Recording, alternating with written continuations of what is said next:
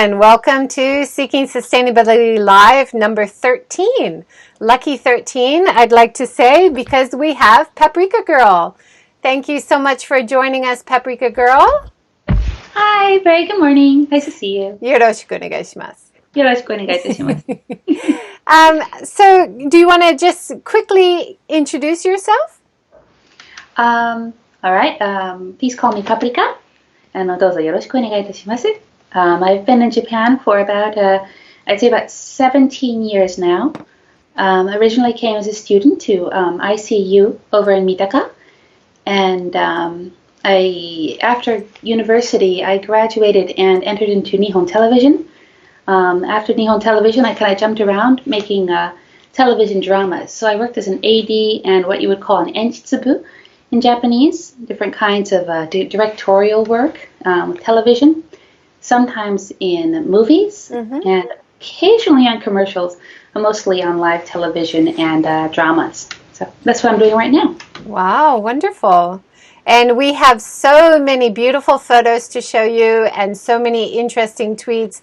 And I'm so excited to talk to you, and I appreciate what you do because you are helping to perpetuate Japanese heritage and culture in a way that people can use it in their modern lives and appreciate it. So thank you so much for everything you do. I'm learning so much from your tweets and your information every day, and really appreciate that. So thank you. No, kochirakoso. Thank you for reading them. I just put them out there because, you know, it helps yourself to learn as well when you share something. So I was like, I put together a nice explanation of something that you see in everyday life. Helps one to appreciate it on their own level as well, too. So thank you very much for looking at them. No, of course. It's wonderful to have people like you who can kind of act as a bridge because you've learned it yourself kind of as an adult. I think it's like yesterday I was talking to Joan a little bit about this.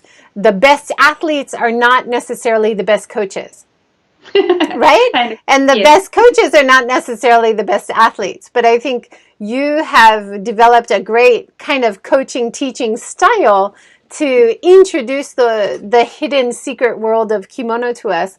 So, yeah, you do it very well. Also, you are such a cute, interesting artist. I have your line stamps here. I love this because you often, you know, like some people wear a mask if they haven't done their makeup. I notice you sometimes put like one of your drawings over your face. I do. I started out by putting I just wanted to share the kimonos because I had all these pictures of them and I didn't really want to show my face because it wasn't about me. It was about the kimono, right? Right. But after a while, I just, you know, I think I went on vacation somewhere. I didn't have my computer at hand to put a little picture on top of it. So I was like, oh, well, so be it. Here it is. So I love that about something that you often do on Twitter. And wearing kimono, because my senmon, my target for many years was tourism and sustainable tourism. Really interesting that you said in Kyoto, you can get kind of a discount or added value if you wear kimono in Kyoto. Can you give us some comment on that? Is that true? Well, you see, I wear kimono every day, as long as I'm not on a movie set. And what happened was I think it was about 10 years ago, maybe even less, maybe like 7 years ago, the mayor of Kyoto began a program. He said, I think it was in Japanese, he wanted a Kyoto o kimono daraki ni shimashou. So let's fill Kyoto with kimono, is what he said. And so he started this kind of program where participating shops would give some sort of a discount or some sort of a treat or maybe a gift bag or goodie or something like that to anyone who wore a kimono. And so they do have these little booklets which are all around town. You can get them from taxis or you can get them from anywhere, which you would normally see people in kimono. But they have a big list of all these participating shops. There are thousands of them, so many. So I know that if you go into one of the Kyoto taxis, forget the name right now. I think it's MK Taxi. Mm-hmm. They'll give you a 5% discount on all your travel in a cab Oh, that's if you go right. wonderful. And when I saw this, I thought, you know what? This would be a great initiative all around Japan. You know, when I visit Miyajima in Hiroshima, our most famous island, you see visitors who have rented the kimono or yukata and wandering around Miyajima, and it adds appeal, not just for them who's wearing it, but for everybody who's visiting. And because it's such a classic traditional place, I think this is a wonderful initiative, and maybe we can replicate it in other areas. One of the interesting things the grandmother always taught me was my husband's grandmother. When I say grandmother, that's what I mean. But when my husband's grandmother taught me is that you don't wear a kimono for yourself. You wear it for others. You wear it so that you make them feel happy and them feel elegant and them be able to appreciate the weather, even if it's raining, but appreciate the weather and the area that you're in. So to have more kimono just around you, kind of makes you feel nice. Like, oh, this is Japan. And even not only the foreigners, but the Japanese as well. When they see a kimono, they don't look at it and go, oh, it's an old-fashioned kimono. They look at that and they say, oh, how nicely. Look at how they're wearing that. Or look at that modern style. Oh, look at that young man. He looks so handsome in that kimono. But that's what everyone's doing. So I would really like to see more of it all over the country. Yeah, definitely. And you often see people who are wearing kimono or yukata around classic places like Kyoto or Miyajima, or even parts of Tokyo, I'm sure. Every town, every city around Japan has these classic areas where wearing kimono is so beautiful. Let's look at some of your beautiful kimono shots. That's gorgeous blue, like a light blue. Are you at a festival? You can see the festival lights behind you. Oh, actually, I was in Kichijoji. Okay. So I was just walking down. Oh, yes, I remember that. That was in August, I think, last year. And this is a summer kimono. And let's see, what was going on? There was something, I think it was maybe the week before the autumn festival from Kichijoji. And so they have all these little lanterns which they hang up around town around August. Maybe it was actually around Obon, I'm not quite sure. But yeah, just walking through the streets over there. And one of my friends, turn around and go slip with the camera. So. It's gorgeous. How do you look so camera ready all the time? I try not to pay attention to the camera, that's all. And then I'm picking my nose here or something awful like that. Gorgeous. And then this one, you've done one of your cartoon faces, but it's it looks like a lighter kimono and a crimson red obi. We'll talk a bit more about obi and the detailing that you introduce later. This one is it's a tsumugi, and a tsumugi is a woven kimono, which it's meant for everyday wear. So you can think of it as like a pair of jeans and t-shirt. Wow. So it's considered very classy in Japan if you go out to an izakaya and you're wearing a tsumugi. It's just something about it. They call it, it's very iki. Iki daneっていうこと言われちゃうんですね。So it's if you wear tsumugi out about town, it seems like a casual kimono, but it's just a lot of fun to wear. People will appreciate it. Wow. So when you don't wear kimono now, does it feel weird? Because you usually wear kimono, right? So if you wear jeans and Western clothes, would it feel like you're just not right? You're not dressed? Well, you see, on the movie set, the average uniform will be a pair of jeans and a black t-shirt. Mm-hmm. And it's very frumpy and it's very dirty. And movie sets are absolutely filthy. I don't know how many you've been on, but they're terrible. And so you don't really want to touch anything. And your hair is pulled back in a horrible ponytail because you really can't do anything else with it. And you can't really wear any makeup, so you look awful. And that's being in that kind of environment for work every single day. It really takes a toll on you as a lady. If you'd like to look a little bit nicer.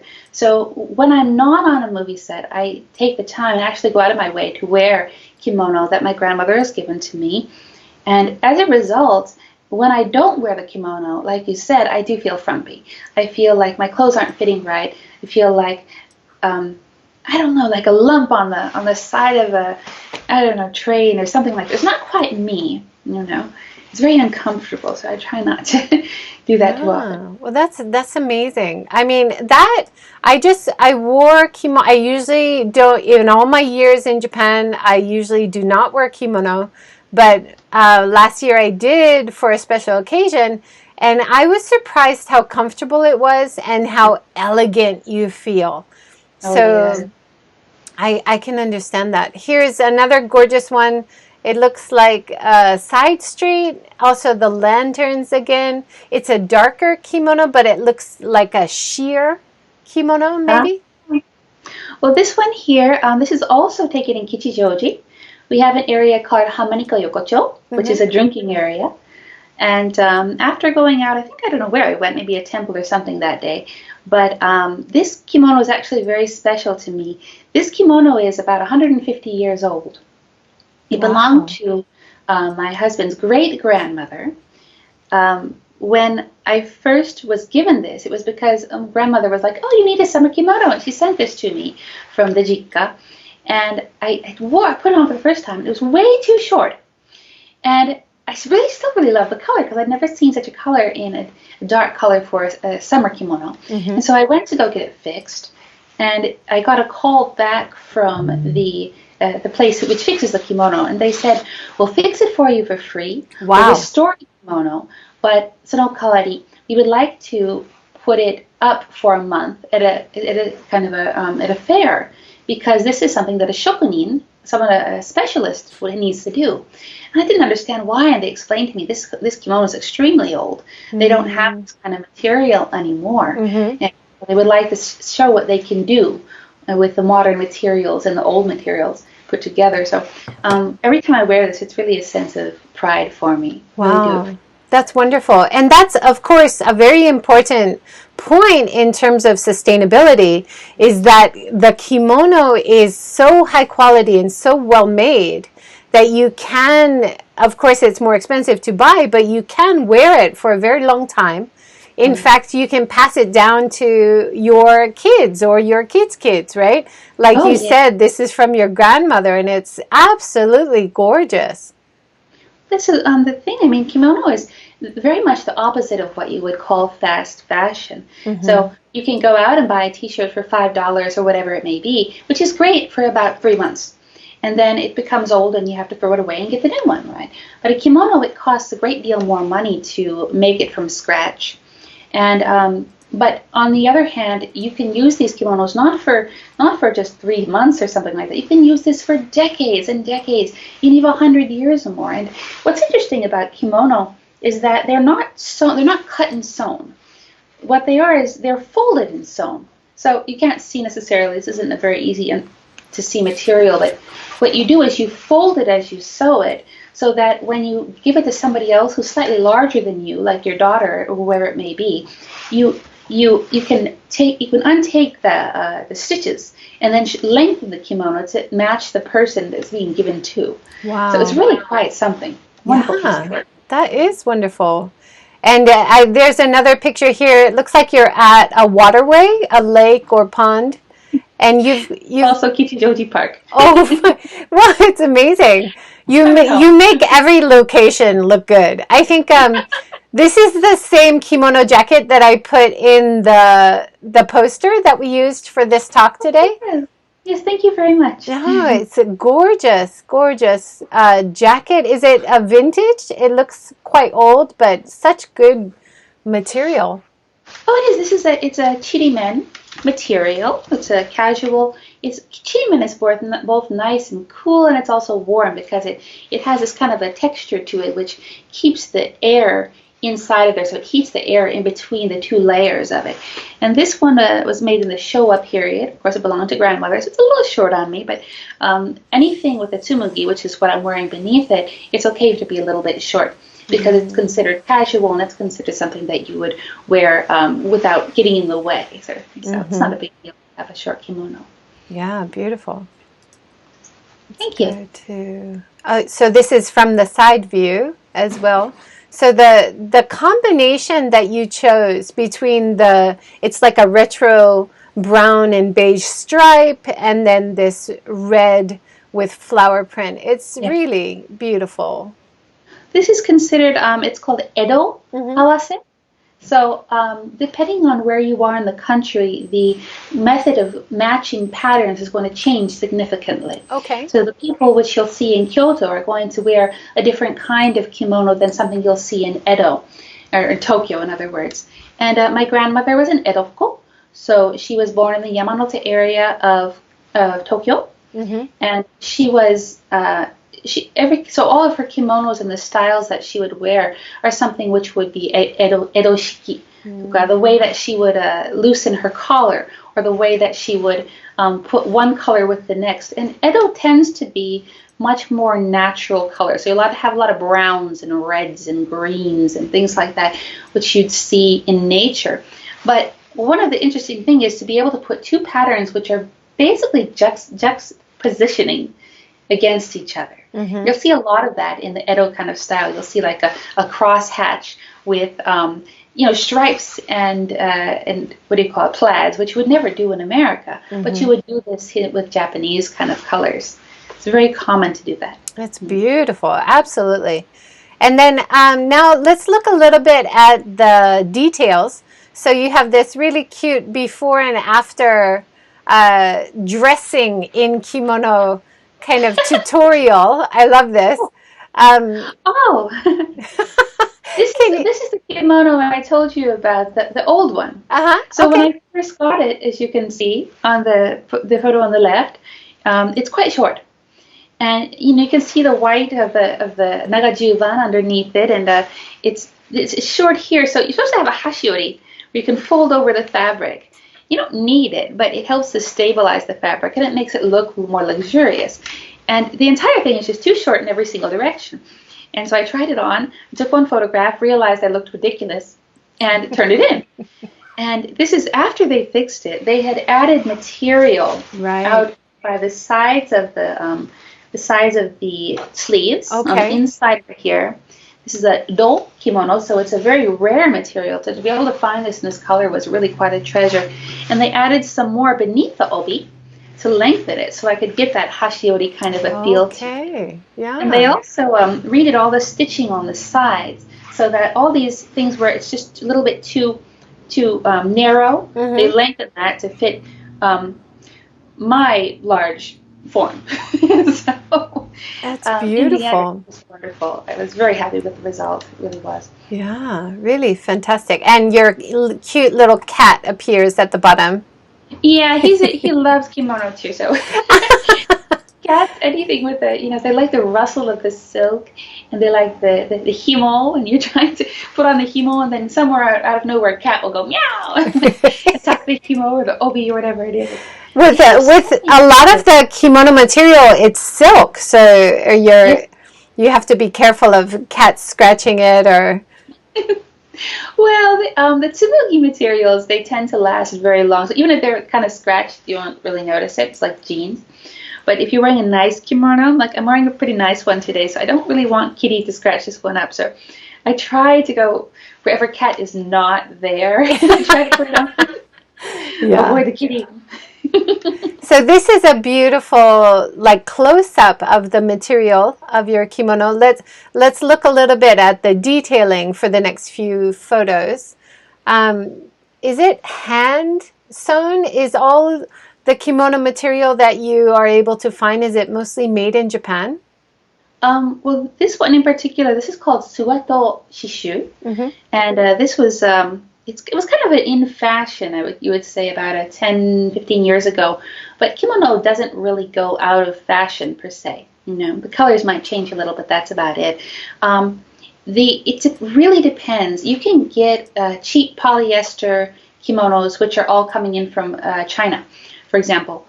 But you can also, if you get regular silk kimonos, all of that material is made in Japan because it has to be made by a certain kind of shokunin. Right. And I don't know if you've probably noticed this a lot with food. It's quite obvious to notice, but they have what is called the kodawari culture here in Japan.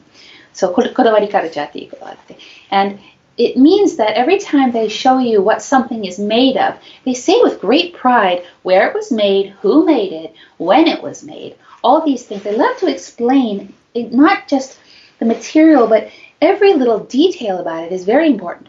So when you're buying material for a kimono, it tends to be very expensive. So if you're going to drop a pretty penny on some really good material, you want to know why you're going to spend that much for it. Absolutely. So all of these, they tend to be they're made in Japan. They're stitched always in Kyoto. No matter where the actual material comes from, it's sent to Kyoto, it's stitched there, and it's sent back. So it's a big deal. Every single one is a work of art. That really is gorgeous. Here's a close-up of your sleeve, and you can see the different material on the inside and outside. Can you see that? Not quite. Oh, there it is. Actually, that's, you can see the nagajuban. Okay. See, what this is that we have another tsumugi, another daily wear kind of thing. But right now, it's a hitoe weather. So you don't wear a 4-layer kimono right now. You wear a 1-layer, and you do or do not use a nagajuban. But right now, you use one which doesn't have the long sleeves. But this was worn at the time of early spring, so it would probably be in March from this photograph. It's probably in March. And early March is when the flowers are just thinking of coming out. And it's just about, here comes the sakura. So it's considered very classy to wear something of the season slightly before it actually starts. So if it's going to start with the sakura next week, you wear the sakura patterns now, right? And then once the sakura patterns start, that's when you start the kaede, the green momiji patterns. So you just one step early. So to have just a little bit of pink peeking out of your sleeve shows that you're aware of the fact that the flowers are coming. And it's something to look forward to, and it makes other people anticipate the coming of the spring. Wow, awesome. There's so many detail things which anybody who hasn't studied or hasn't learned or hasn't invested so much time and energy like you have just doesn't appreciate. I think there's so much hidden meaning to all the different parts. Obis are a great example, and you color coordinate your obis so beautifully. Let's look at some of the obi pictures here. Thank you. This right here we have it's a umegara. So this would be used, well, you can use it anytime you want, but it's actually a plum. So it's a plum motif. So you can usually use this in the early part of the year. The next one over here, we have a whole bunch of them. We have three together. Should I do it one by one so you can see it better? There's not really that much to say about it. I must have to say that everything I learned, I never learned from a textbook, and I don't particularly have a lot of books on kimono or anything like that, but my grandmother, my husband's grandmother, she was a geisha, and she was a geisha over in Kagurazaka, so the kimono that she has are very, very high quality. And when I was wearing a yukata, actually, for fun, over at her house a long time before we got married, and grandmother saw this, and she goes, "Oh, did you put that on yourself?" And I was proudly did. I said, "Yes, I had." And I was so happy, university student and all that. And she goes, "Oh." And then from 2 months later on, she would start to send me a set, once a month, of a kimono with an obi, and with little pieces of it. You might have obiage or obijime or something like that. And she'd send it, and then she would tell me, in a little note, she would say, this is a morning kimono, and this is an evening kimono. And you wear this during this time, and you wear this during this time. And she would match up everything for me, and then she would tell me why. And these explanations were very detailed, and it turned out that her daughter had no interest in kimono, and all she had was a bunch of grandsons. And so when she saw me, and she was like, "Oh, this is wonderful. I have a new daughter now." And so she's dressing me up like a doll, and it's just wonderful to see this. And it's all because of grandmother. And anything else that I learned along the way, it was because I wore it, and then some lovely Japanese grandmother would inevitably turn to me and say, "Is this Yuki Tsumugi?" And I would say, "I have no idea what I'm wearing." And she goes, "Well, it is. This is Yuki Tsumugi, and it's a very fine quality. I haven't seen this in 30 years. Oh, or something wow. Or I'd turn around, and then she goes, "Oh, one moment, please. And then she'll fix your obi at the back. And this is something that you learn as a community of ladies. People will fix it for you. Yes. And they will give you little hints about it. And like, oh, that suits you so well. Or, oh, the blue goes quite well with this obi. And you hear these things, and then you want to improve on it even more. So it's quite a self-teaching kind of an art. It really is. It's wonderful. And it's right. You become included in this kind of secret community of women who love kimono, right? I believe so. I am not cultured in any way, shape, or form about kimono or yukata, but I try, and whenever I buy these beautiful, colorful yukata and wear it to a festival, it always happens that some very nice, helpful ladies always take me aside and fix me up, and it looks 100 times better. Oh yeah, that's so fun. It really is so much fun. It's so much fun. Also a communication tool, I find, because you're sitting on the train and you're going somewhere, and you're never going to see any of these people again, probably. Right. But you have no opportunity to talk to them, and they're somewhat awkward to talk to you because you never know if they can speak or not speak in the same language or have anything to talk about, right? Because they're strangers. But to be wearing a kimono, it kind of tells somebody that, look, I'm interested. I'm interested. And so they're more likely to say something to you, be like, oh, that's quite nice, or did you wear that yourself, or oh, could I fix that for you? And it breaks down whatever barrier that was there before and makes it much more personal. Definitely, because you're showing reverence to their culture. You're showing respect of their traditions, right? I think that's a beautiful way to think about it. I love these pictures. You have the hidden detail at the bottom of the kimono. Oh my goodness. There are a lot of kimono. The higher rank you get in kimonos, the more you're going to see this. There are a lot of parts of the kimono which are not meant to be shown. So a kimono is it's not necessarily, it's made for everybody else, but it's not necessarily to be displayed like a showpiece. It's much more like something that you're wearing that is understated. So it should be part of the atmosphere.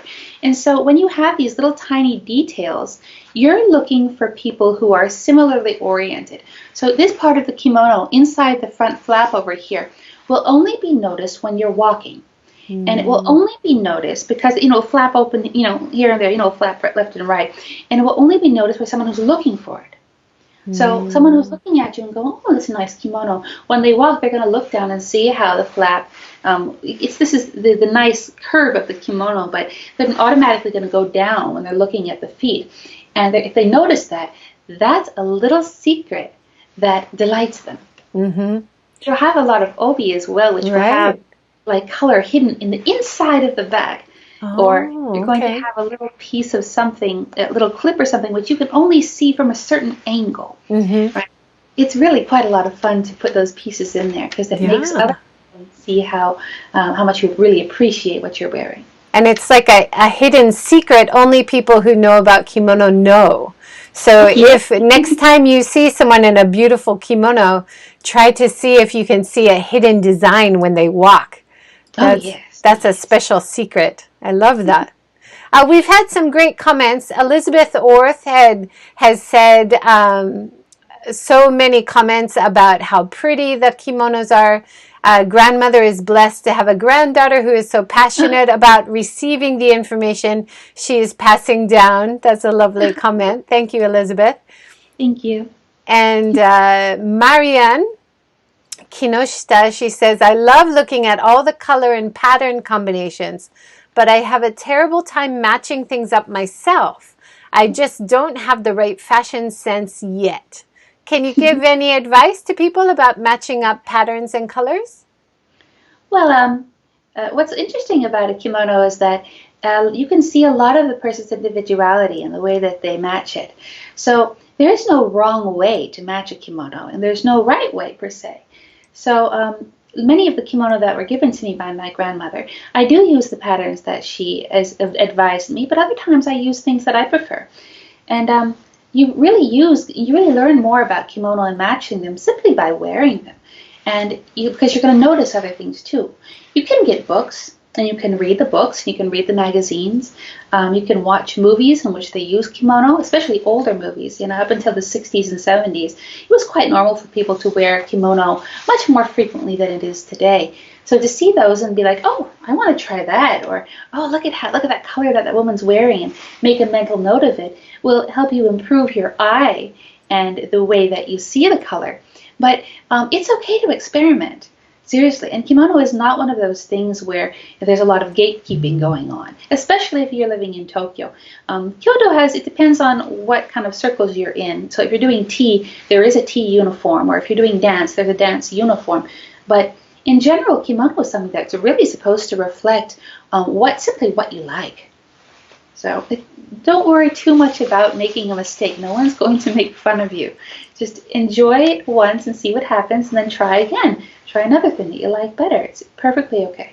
That's awesome. Thank you. Great advice.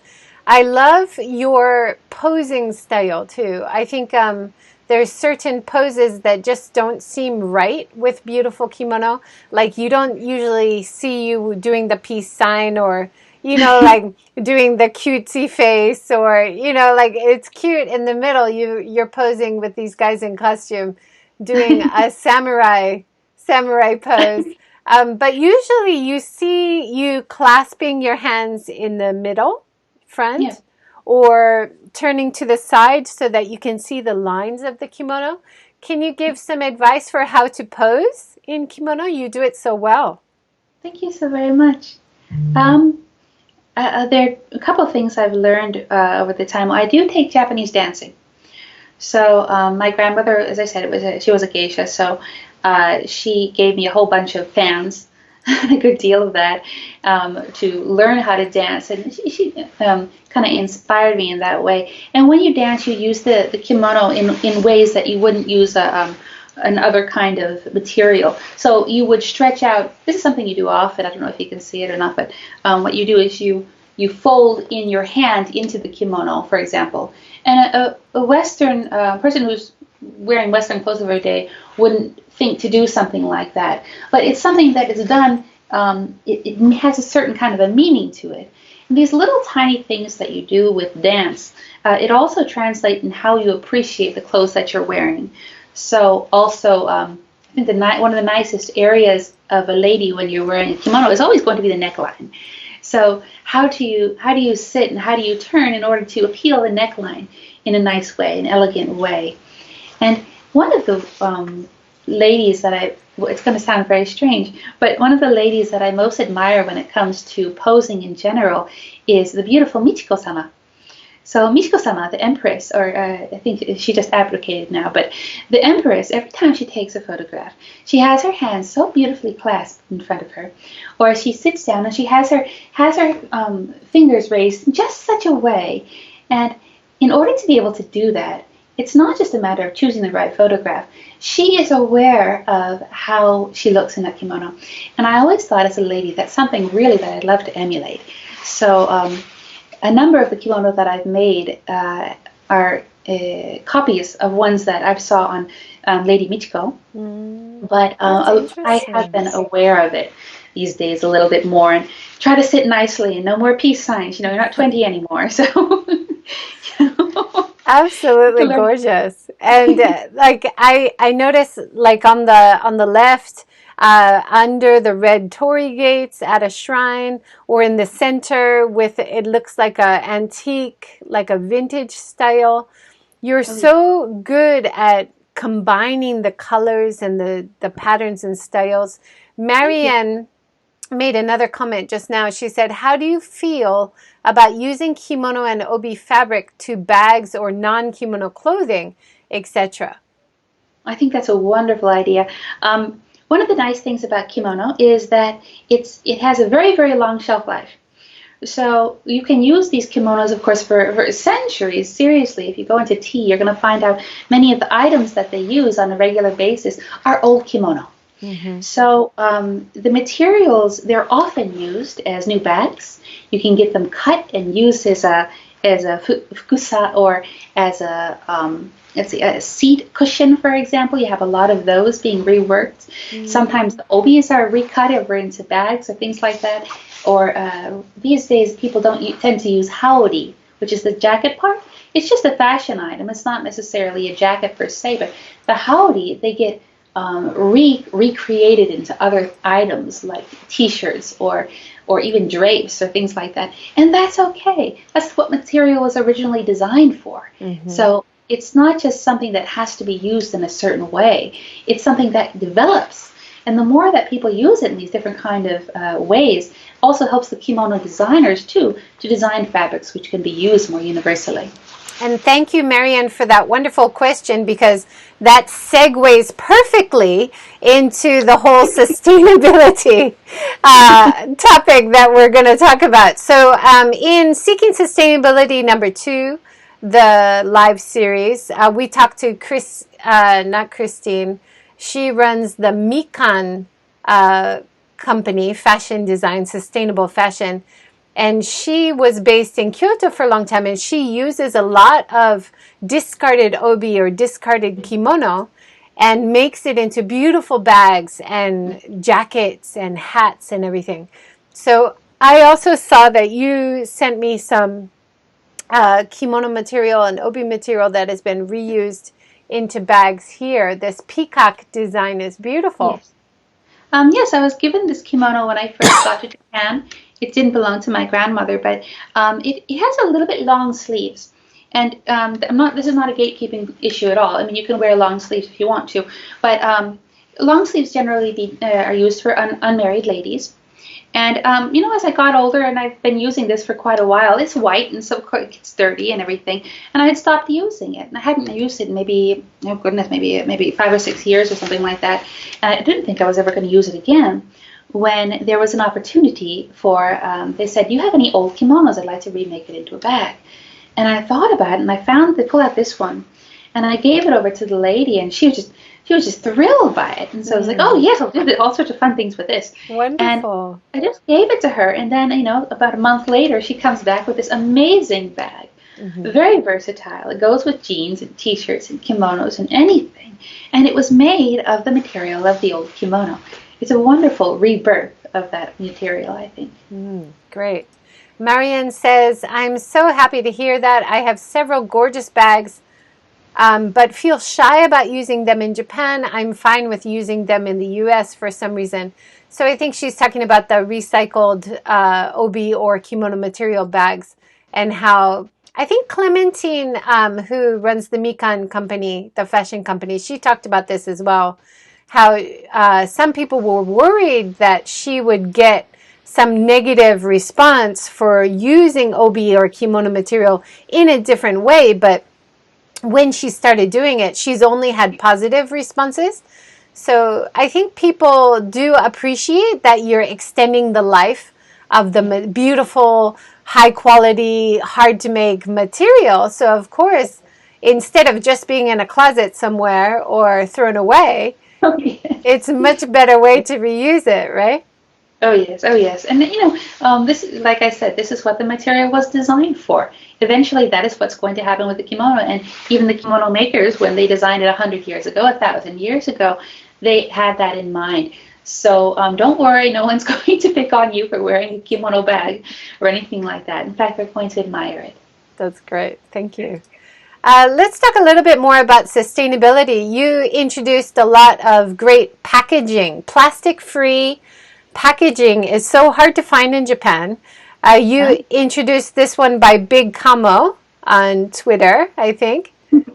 The one over there at the bottom right is Big Kamo. The other ones are mine. Oh, okay. Is that sweets? Let's see. Well, right here on the bottom right, Mr. Big Kamo introduced that he had his natto, which was tied in the traditional straw packaging. And that's reminded me of the things that I had in my house at the moment. For example, the bottom right over there is the yokan. Uh-huh. And yokan is a traditional Japanese sweet, which you can slice like cheese, and it keeps forever. So seriously, I mean, it never goes bad. So It's a it's wonderful to kind have of now. bean paste. In fact, sports athletes often use it because it has good energy and it's vegan as Exactly. well.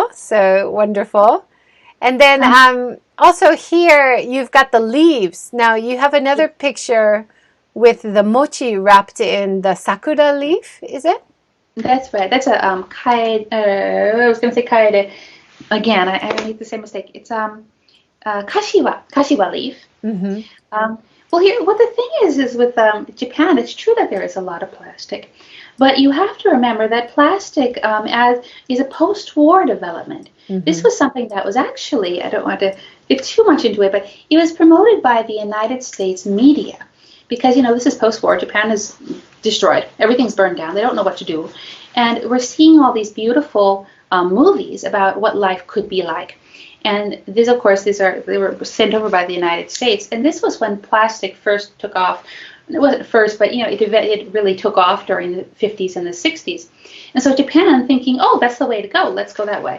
And they moved into plastic, and they kept on using more and more and more until it really just culminated during the bubble era in Japan. So plastic is a very recent thing. Yeah. What's nice about having it being recent is that there are still companies which do package their stuff the traditional way. Mm-hmm. They do it for the sake of tradition, of course. They don't think of it in terms of sustainability, but ultimately, now that we're looking for something that isn't going to be plastic anymore, we have those options. The thing is that you have to go look for them. And so you'll Yes. see there was a photograph that you showed me, one of the many four.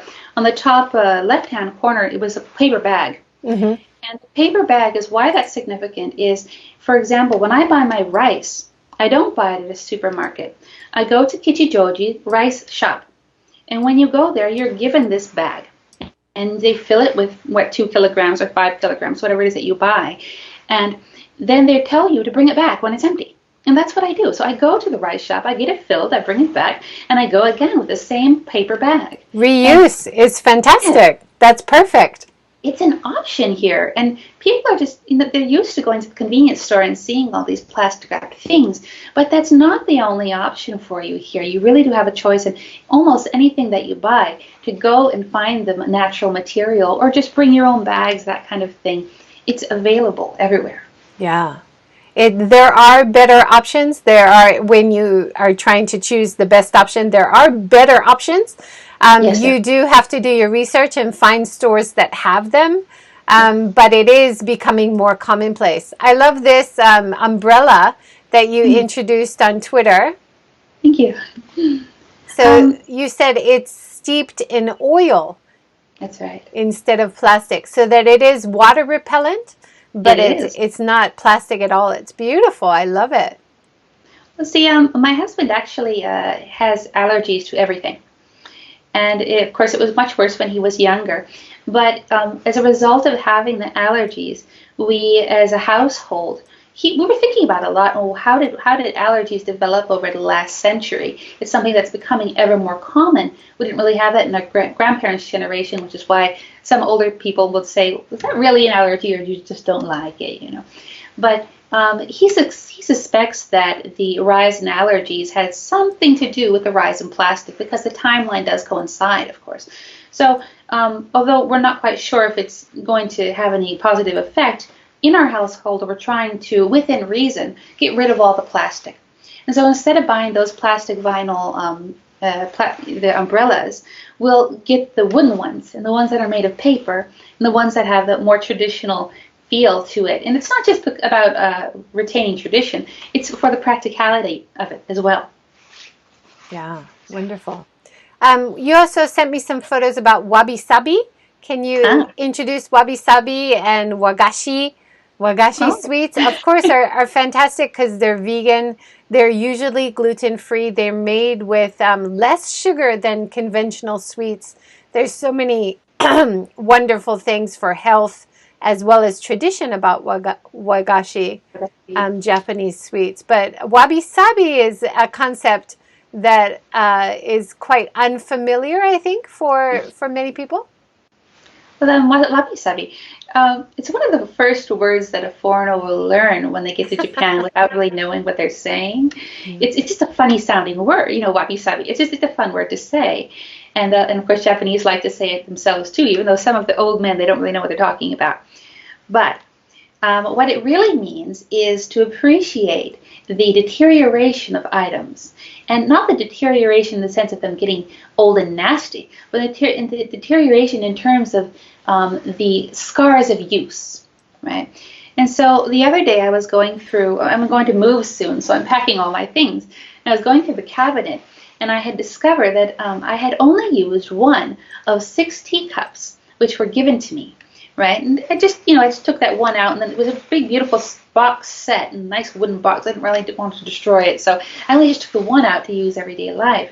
But in fact, the material over there, the ceramic ware, is designed in such a way so that the more you use it, that the tea should slowly color the natural cracks in the ceramic. And the more you use it, the more you're going to have that kind of brown look to it. And that's a good thing. It doesn't mean that the cup is old, or doesn't mean it's dirty. It means that it's been loved. And that cup, for example, the dirty one on the, I think it's on the right-hand side. I can't tell from the photograph here, but the darker one is on the newer one. You could sell the darker one for 3, 4, 5 times more the value than the one which is just the color, the brand new one. And most of Japanese culture and clothing and homes and things like that, they actually go in that direction.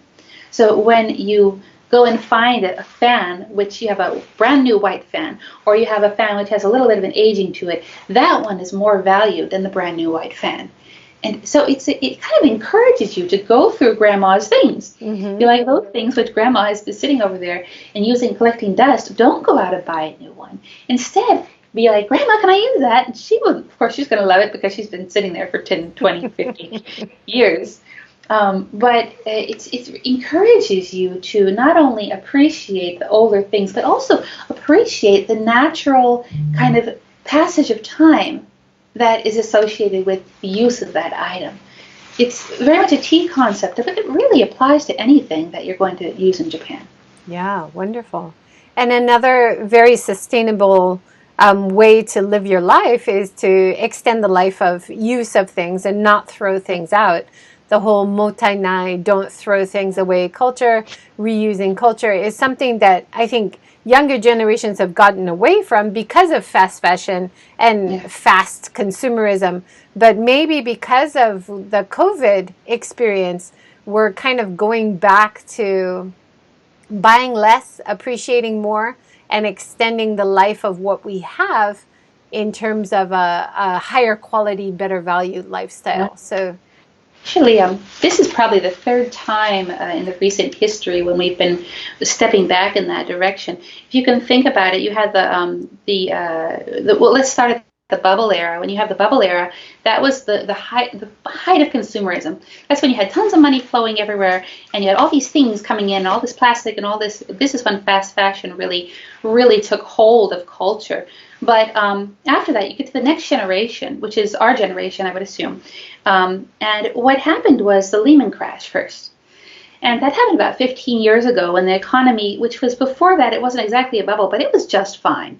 And the Lehman crash kind of destroyed that image that we had of the white picket fence and going to college and then getting married and have 2.5 kids, which was created by their parents' generation, not their grandparents, but their parents' generation. And they realized that having what they, just living this lifestyle, just constantly buying new things all the time and using, for example, furita was popularized during that generation by the Krupp company, that term. And it just meant to live your life carefree and buy lots of things, but doing just random jobs, right?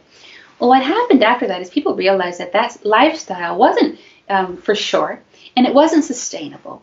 And so people in that generation, the world kind of crumbled. And we would call that age group between about 35 to 45 right now, I suppose. It was called in Japanese the Ushinawareta Junen, the lost generation, they like to call themselves. And then, of course, we had the next version of that happened after 3/11. right? So once again, society kind of crumbled a little bit economically. And what you'll find, which is relatively unique to, not want to say to just to Japan, but to the generation of about 35 to 45, that's the people which stopped looking at the fast fashion and the spending of their parents, and instead looked for their values with their grandparents. So, okay, what am I missing? Who am I? What is this identity? What am I supposed to be doing if I'm not supposed to be a frita? What am I? And they would look back to their grandparents' generation of people and what they were using, what their values were. And you'll find a lot of that. Those people now are spending their money not buying quick things, but buying old houses and renovating them, and using their grandparents' kimono as renovating for their own lives, and trying to find things which you don't buy them quickly, but you buy them for life instead. And it'll cost a little bit more at the first hand, but then you don't have to do it again. And then you just keep it always. So it maintains a higher quality of life in general as a result. But you have to have that kind of shakeup. And right now, of course, is our plague right now. So now that we have another shakeup going on, people are going back to the values of, okay, wait a minute, we don't need all that stuff that we're spending money on. We should get one thing to use for life as opposed to buying something new every other month, you know. So I think it's an interesting time to re-examine. It really is. And you are adapting to our new reality with high fashion in the kimono sense. I have loads of pictures here of you in beautiful kimono with kimono masks, or the tatami mask is really interesting. And reusing the old kimono fabrics or interesting patterns and colors in interesting ways to coordinate with your kimono style. I love this tweet that you have, a curious feeling to be out and about. But let's keep safe today. I'm in a comfortable hitoe kimono that lets the cool breeze in. Of course, I have my mask and gloves and a parasol to protect me from things other than plagues. Take care. I love that. And such a beautiful photo. Thank you. So even staying safe from coronavirus is possible in high, beautiful kimono fashion, right? Absolutely. Well, it's just a matter of that's what is nice about sustainability. It's all about making the choice. You know, you have the choice. We live in a wonderful society and very free and open culture, which will allow you to do pretty much anything you want. So you might as well choose something which makes you feel happy and safe. Yeah, so. Definitely. We have a comment from Tomoe. She says, there are a variety of modern kimonos, such as Taisho style, which often mixed with Western clothes. And today we have international kimono, such as African kimono, Scottish kimono, and so on. Do you want to comment on Tomoe's comment? Oh, sure. I think what's interesting about the kimono in general is it's extremely versatile. And so, for example, JJ, you are wearing a Taisho Roman Yukata, and it's a bright, lively color with stripes and everything. This was mostly in fashion in the early 1900s, right? So and that was when you had the first introduction on a large scale of Western culture. At the same time, of course, in America, we had people who were wearing kimonos, the flappers were wearing kimonos, and they were having these big old fans and these screen doors coming in from Japan, way out there in the Orient. It's so interesting. So they have a very big mixture of culture there. And kimono in general, it's one of those things that I know people like to whine about cultural appropriation, things like that these days, but the truth is that kimono it's very open. There is no gatekeeping. On the Japanese side especially, it's like, oh, that's an interesting material from Poland. Let's go buy a bunch of that material and make a kimono out of it. Or you can make a kimono and remake it into a dress. Or that, like you said, the African patterns of the kimono and the redesign of it. And that's okay. It's a new style of clothing. We're so used to the whole dress or pants, and that's very Western, of course, but you have so many different cultures in the world and so many different kinds of material and so many different kinds of ways of wearing different kinds of clothing. And kimono is one of those things which you can use in any country, in any culture, and it's it's okay to do so. So it's very nice to see those new innovations of modern kimono. It truly is. That's fantastic. And I agree with Elizabeth's comment now. She says, you really know your stuff. Thank you very much. I don't know anything about anything. I'm still No, learning. no. That is the true sign of an expert, to say that you don't know anything. It's the novice who thinks they know everything without knowing anything, who say, I know everything. When you say you don't know everything, that's a sign that you are an amazing expert. Thank you very much. Oh, it's just a sign that I'm old. You brought up some great examples of sustainability and culture in Japanese culture, and I think not only perpetuating kimono fashion, but also in your Twitter feeds, you often highlight traditional businesses which are continuing. For example, this is a tiny family shop in Fukushima making the same wagashi for hundreds of years. I love this tweet that you did. It's just also something that's fun about living in Japan is that, like I mentioned, the word kodawari culture. Kodawari means to choose, the choosy culture. It's what it is. And when you go to any restaurant, you're going to have a nice big lecture on where all the vegetables come from and who made them and why and when and all these things. But it's not just for the sake of showing off how amazing their food is. It's also that so that the person who's was given this, for example, this wonderful bottle of sake and you're enjoying it, you can remember who made it and where they made it. And it's possible for you to go and actually buy that particular sake from that particular kura made by that particular guy, right? And to go ahead and make memos and notes about these things, and then afterwards go and buy from those places which you have found over the years is a sort of a hobby for a lot of people.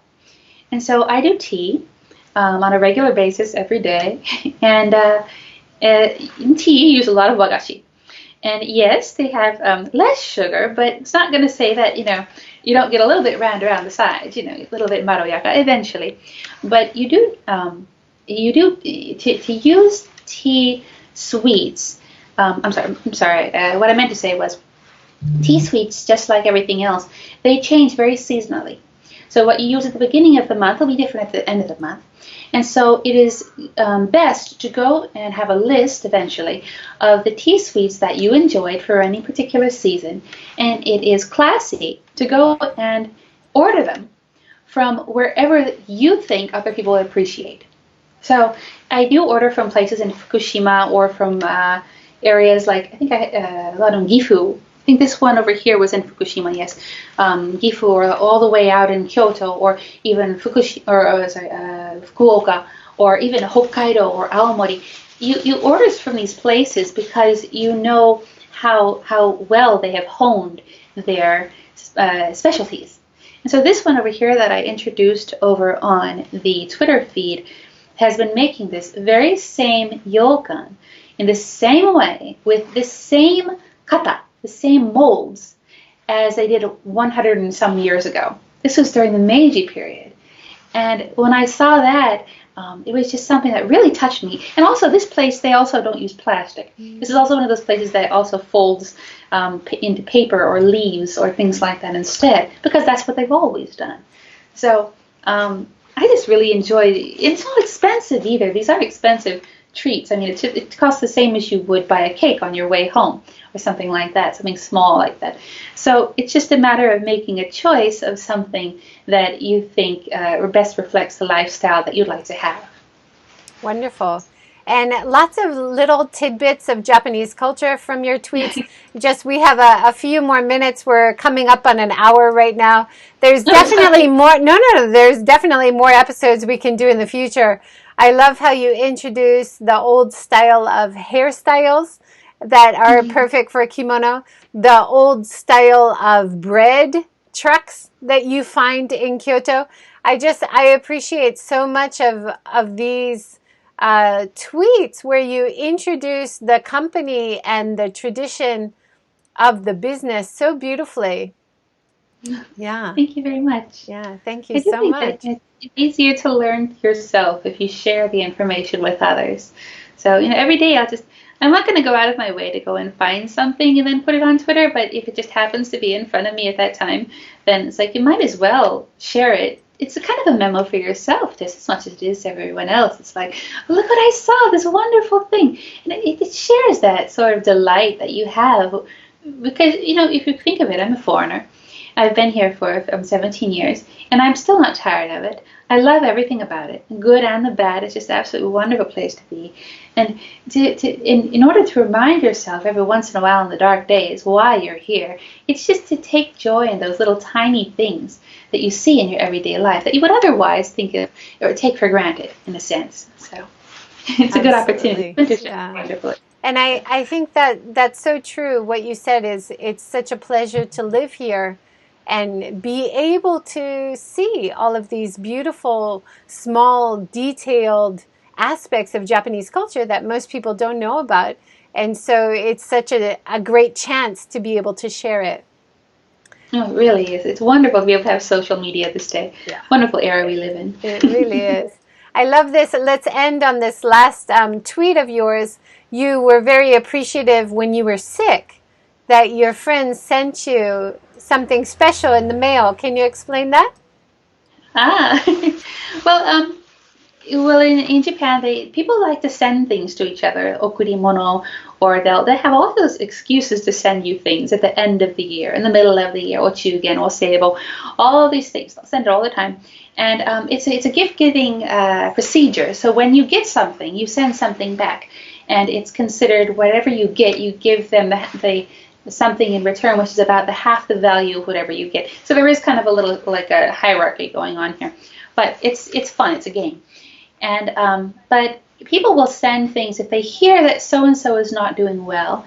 They'll go out of their way to go to the local jinja, and they'll send you an omamori, a little lucky charm, protector, like an amulet. Yeah, lucky amulet. They'll send you these things.